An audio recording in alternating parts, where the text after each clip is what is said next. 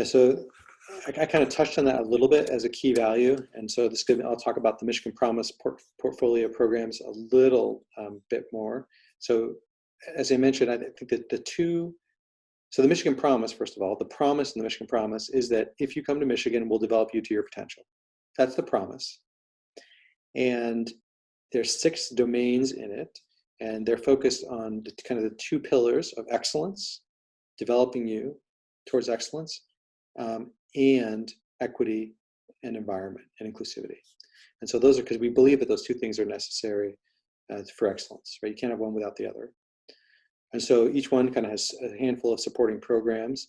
On the excellence side, we have what we call advancement programs, which are the launch teams that I mentioned, mentorship to training and development mentorship academy is under there. Leadership development programs, I mentioned those under. And I think one of the key things is there, if you think about the way traditional networks work and traditional people have access to the best mentorship, it may not be equitable, right? And so we view things as launch teams as ensuring equal access to mentorship, right? And making sure that it doesn't follow traditional power, right? Like especially in male-dominated, white male-dominated fields like surgery, that we don't get, people just promoting people that look like them, right? So this breaks those patterns, and so I think the equity is even built into the excellence side, if that makes sense. And then there's the innovation piece, which is really just around making sure that we can have programs and opportunities for people whose primary interest is in biomedical engineering and innovation and those types of things. So those kind of all support excellence. And then on the diversity side, we have a recruitment aim. So we have a department-wide faculty recruitment committee that is trained and relentlessly trained in implicit bias. It's representative of all the sections, of all the levels. Our residents actually sit on this and have an equal seat at the table, at the round table that we interview at. And we use standard behavior-based questions. And then this committee weighs in heavily on every faculty decision that we hire. And I think it's had a tremendous effect on the caliber of the people that we hire. And guess what? It's improved diversity. When you have standards about where you post your jobs, who makes the decisions, it kind of breaks that cycle of where division chiefs hire their buddies, right? This kind of breaks that down and just makes us hire the best person, which guess what? Leads to more diversity. So that is recruitment, and obviously that functions at the resident level as well. All these like for you guys, it's really important to have diversity in the faculty, but also in the residency. And so I think that all these initiatives apply to both. And then environment, the one that we've really spent a lot of time in this year is our environment and culture. And I mentioned before, the main initiative there is around Culture Crew. And the Culture Crew has 5 working groups, which work on a lot of things. You guys might have heard of the Cultural Complications curriculum that's sort of going viral that was launched here. We did a webinar on that earlier this summer because everyone was calling us wanting to know about it.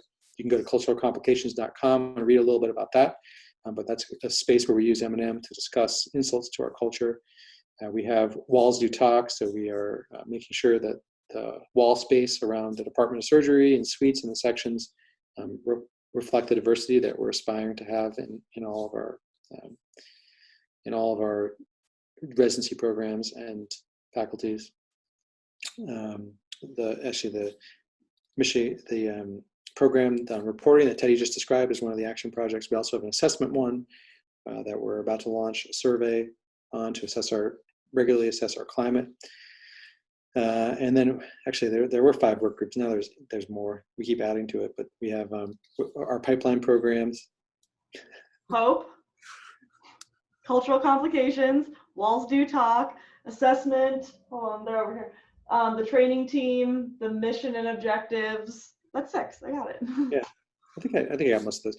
And we have a pipeline program, Doctors of Tomorrow, which I kind of count as one of thof as well. But it's a relationship with high schools in Detroit where we're working to help students. One of the questions is like, why do students from Detroit not come to Michigan Medical School? And so we're really working on enhancing that pipeline and have for a decade, which is really exciting because we work with kids starting in 9th grade and bring them in, and we have our first, because we've been doing 9 years now, our first group of ninth graders are starting to get into medical school. We've gotten the medical school here to guarantee admissions, and that just happens that should guarantee spots in medical school. It just so happens that program was launched by surgeons. So a few of our surgeons and me and one of my partners raised the money from a donor to sponsor it. But it's read as a medical school program, but it just happens that it's run by Department of Surgery faculty. I think just showing once again that we have a really special group of faculty who care deeply about a lot of issues. Surgery is one of them, but I think there are a lot of other issues they care deeply about. One of the questions people ask all the time is, how do you view advocating for social justice?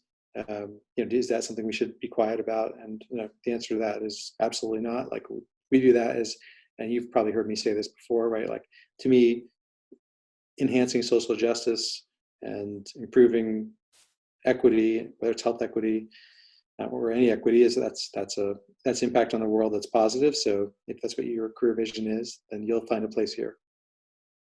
And you certainly don't have to hide it. It's a positive.